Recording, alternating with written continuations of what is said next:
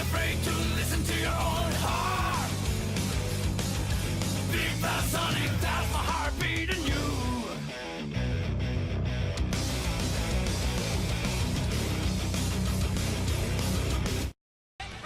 Hey guys, Ep.1 here from Ep.1 Gaming, and I'm back.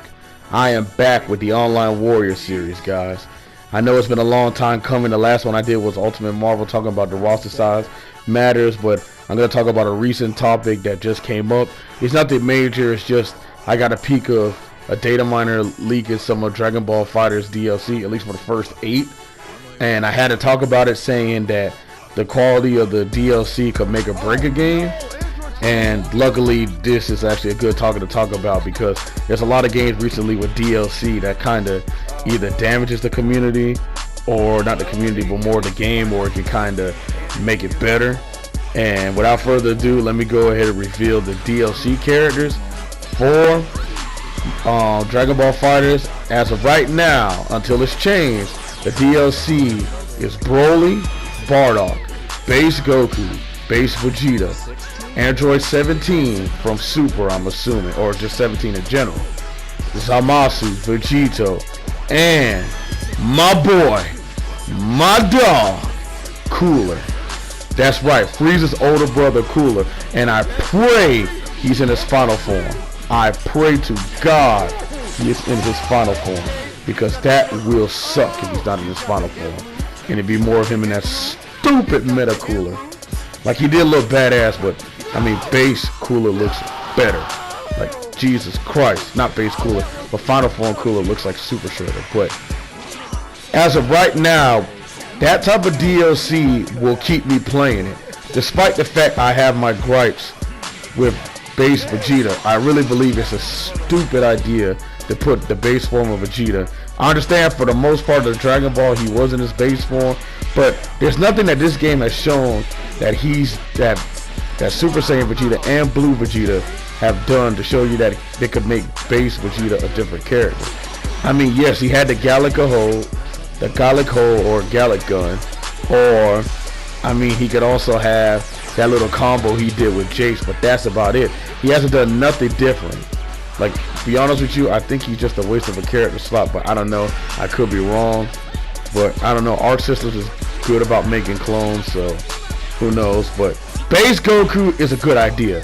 Goku has been in his base form entirely, for the most part, until the Frieza saga. And he did have, I mean, he could have like sick moves. Like, who knows? He could have the Power Pole. He could have Nimbus. He could also have the Kaioken. I mean, it could be sick, like literally. And my boy Phoenix_23 gave me an idea, or like an idea how he'll play. And I mean, he was saying like Soul Bad Guy with the sick ass Dragon install. And I'm like, wow, I only can imagine, because when Soul Bad Guy goes Dragon install, at least a Guilty Gear XR, it has that crazy ass like rock music, like radio, like something like that. And it's like, I only can imagine Goku when he goes into his Kaioken, when he'd be like Kaioken, and then you hear like some crazy behind rock music, and it's like, that'll be kind of badass. And it kind of the screen shake, and it seems like, and then you can kind of put like Goku can go to different levels of Kaioken. Like I think his super can either be the Spirit Bomb or Kaioken times 20 Kamehameha thing that he did to Frieza. I mean, that could be sick as hell. And Cooler, there ain't nothing I can say about Cooler. Cooler aesthetically is a cool ass character, pardon the pun. Like, I mean, he's Super Shredder. There's no doubt in my mind he's Super Shredder. Like, literally, that's all he is just my boy Super Shredder. And I understand that Cooler and Frieza sorta are like the same. I mean, Cooler has like the death ray out of his eyes and whatnot, but I mean, the supernova, his like bulky size can be cool. Same thing goes for Bardock. I really hope he's Super Saiyan Bardock, but if he's not, Bardock's still a cool character nonetheless. He's always been my main, especially in the burst limit games, because he was fun as hell to play. But if he goes Super Saiyan, I'll freaking love that, and I would love like a what if, like dramatic like finish with him and Frieza, where he actually finally kills Frieza. Like Frieza tries to do the Dying Death Ball, instead of Bardock goes Super Saiyan, throws like his Ki Blast, and then it actually kills Frieza. That'd be freaking amazing. And 17, I don't know. I think he's a waste of a character in my honest opinion. There's no difference between him and 18. There's never been in the show. For the most part, they're twins. I mean, there's nothing different about 17, but who knows? Who knows? Maybe they'll surprise me. Vegeto's Vegito. You'll have the Spirit Sword. More than likely, you'll have two forms. You either go Super Vegito or you'll go Super Vegito Blue or Vegito Blue. And then you have Zamasu. I really hope it's Merge Zamasu, Fuse Zamasu, but I have a strong feeling it's just Zamasu. Any character that's a puppet character becomes a character of their own, so I kind of noticed that. I really hope not. I mean, Zamasu does have most of his move list, but I'd rather it be Merge Zamasu because at least give Vegito a thing. But I'm almost convinced it's Merge Zamasu because why they put Vegito there with him if it's not Merge Zamasu? But let me go back to the topic. This DLC or DLC in general can either extend the lifetime of a game or destroy it. And as of right now, Dragon Ball FighterZ DLC, at least in my opinion, will keep it going on, but it all depends on how Season 2 of the DLC goes. Despite my gripes with base Vegeta, everything else on the roster looks solid. Broly's a fan favorite. There's nothing more I can't say about Broly that you already know.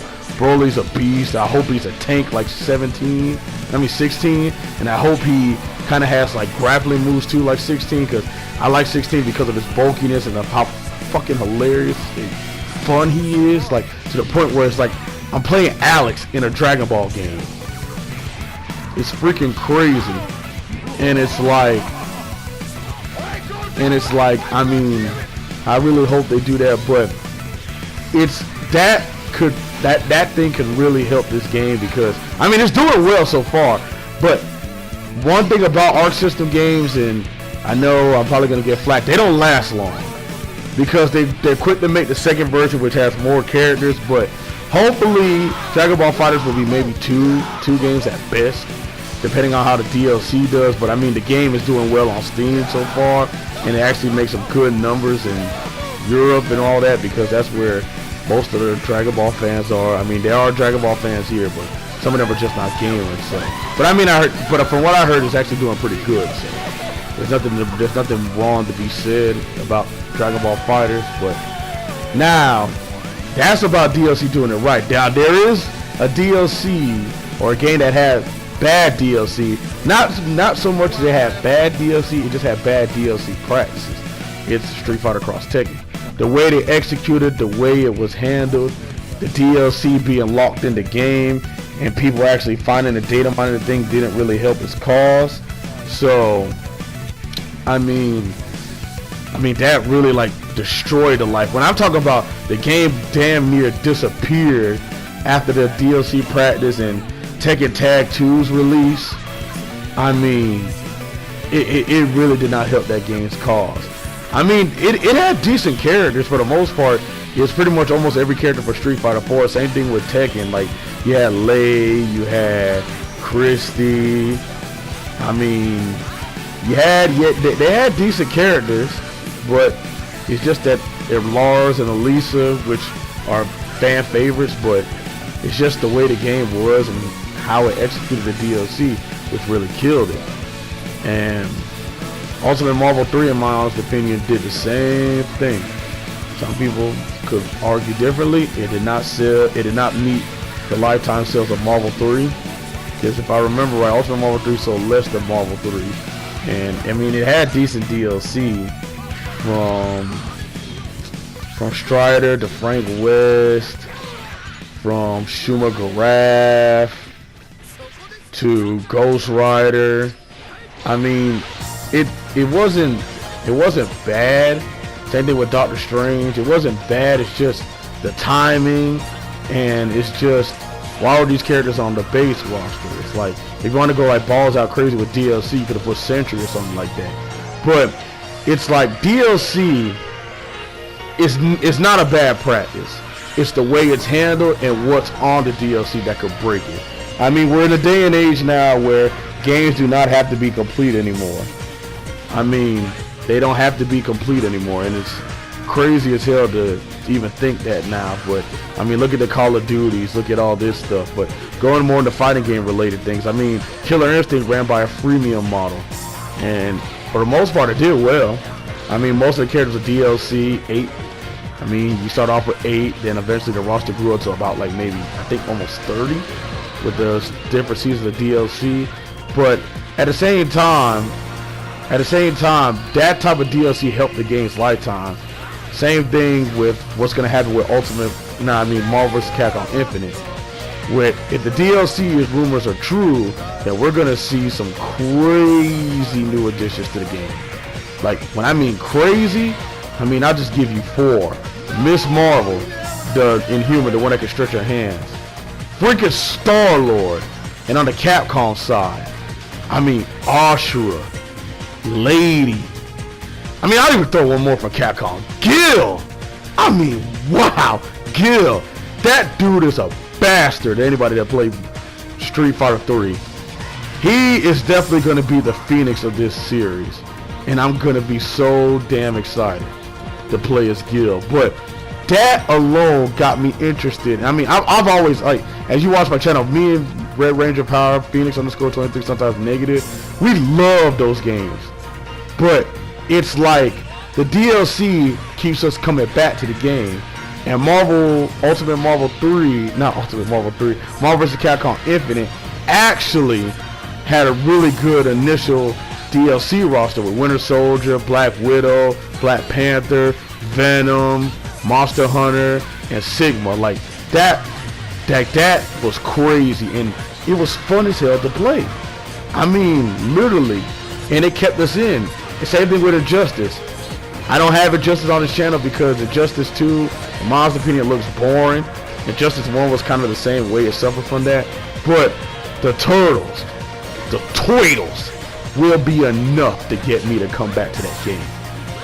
They look like the movie Turtles, and that's what I grew up with. If anybody grew up in like the late 80s, early 90s, the Turtles were part of your life. Even if you didn't like them, they were still part of your life, no matter what. It's like either the kid next door to you had it, or like anybody else. And the Turtles will be the main reason why I will go back, why I will try Injustice. Because in my honest opinion, I have every right not to like Injustice. I commend Ed Boon. He does great work. I would not hate on the dude. The dude makes great games. There's a reason why his games do so well with the casual market. He gets them so much. I just don't like the way the game is structured. And that'll be a topic for another thing. Maybe when I finally play Injustice, I'll probably tell you my gripes about Injustice, but I'm not going to really put this on one thing, but it's just saying that the Turtles will be enough to get me to play that game. It's just like with Mortal Kombat X with the Predator and Alien. Like, literally those two, like especially the Predator, I mean, I don't really use them, but it's just this cool, the fact that they really went that route. And it's like, and it helped the game extend its lifetime. I mean, not too long ago, like just today, I actually just watched it. A Mortal Kombat X tournament. It's still alive. Barely, but it's still there. And I mean, but even that, the DLC kept people coming back. And then, same thing with Tekken. I mean, unfortunately, I haven't showed Tekken on my channel. And Tekken is my game. Hopefully, maybe one day I'll go back to Tekken. And there's no reason why I shouldn't. Because, I mean, Geese just released, and Geese is fucking great. Like, from what I've seen anyway. But adding Geese to the roster was a good choice. The same thing with Noctis. I mean, I prefer him to Soul Calibur, but it's like, that gets people hyped. In my honest opinion, if they really wanted to get people in there, they should put Cosmo Kiryu. Because, I mean, Kiryu, especially after Yakuza 0, has become big over here. Not big, but his, like, now people see why Yakuza is so popular in Japan. But DLC like that will keep people coming back. I mean, same thing with Street Fighter 5. Even though Season 2 didn't have the biggest impact, it still had Akuma, it still had Colleen, Abigail. I mean, I just watched Evo Japan and I actually saw Abigail go far. He brings hype. His stupidity and the way he plays brings hype. And Season 3 started off to a great start. First of all, renaming the game to Arcade Edition, giving it a whole new life. Sakura starting off. Then you got my boy Cody. Fuck Blanca. I'm really dreading the fact he's in the game, but whatever. Blanca's somebody's favorite. And my boy Sagat. Unfortunately, he's the last character. And G, he looks interesting because I think deep down he's probably Q because he has a Q costume. But we'll talk about that in another video. But pretty much, guys, all I'm saying is that DLC and the way it's presented or the way it is keeps fighting games alive. It can either make or break it. There are some DLC that will break fighting games, but that'll be another topic for another time. Maybe one day when I live stream, I'll talk about it. But pretty much, DLC can make or break a game. But as of right now, at least with Dragon Ball FighterZ, same thing with Marvel vs. Capcom Infinite, it seems like it's doing it right. Same thing with Street Fighter with Tekken. He's gonna keep those games alive, and this is it, guys. I really hope you got something out of this. I mean, I may have derailed from the topic or may have deviated from the topic a little bit, but I mean, when I get to talking, especially about video games, I kind of just go into my own world. But I hope you guys enjoy it. Like and subscribe for more. I hope you guys enjoy the content. Check my other stuff and stay tuned. There'll be more stuff on my channel. Thank you guys. Thank you guys for watching. Have a nice day.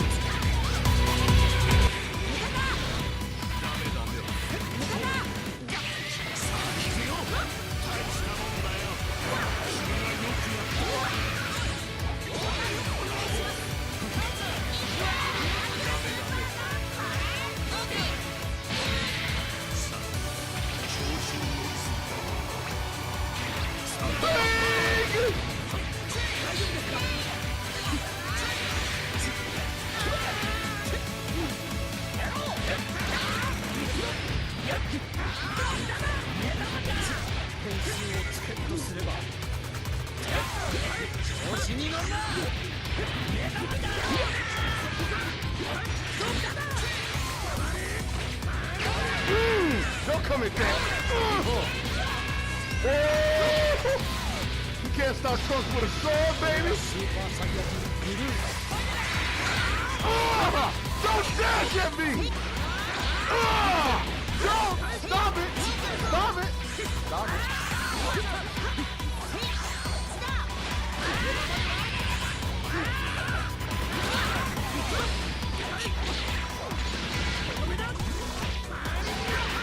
What? Got him. What? I teleported. Okay, that's got to be the 7th frame. That's got to be the 7th frame.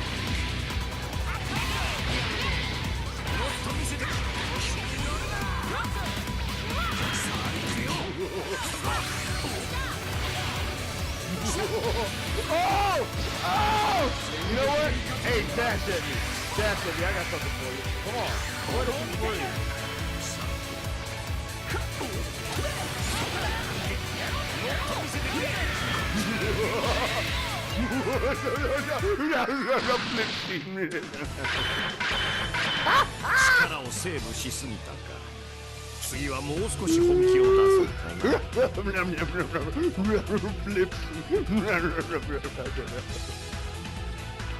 Oh my God, Kyle, that was such a good match.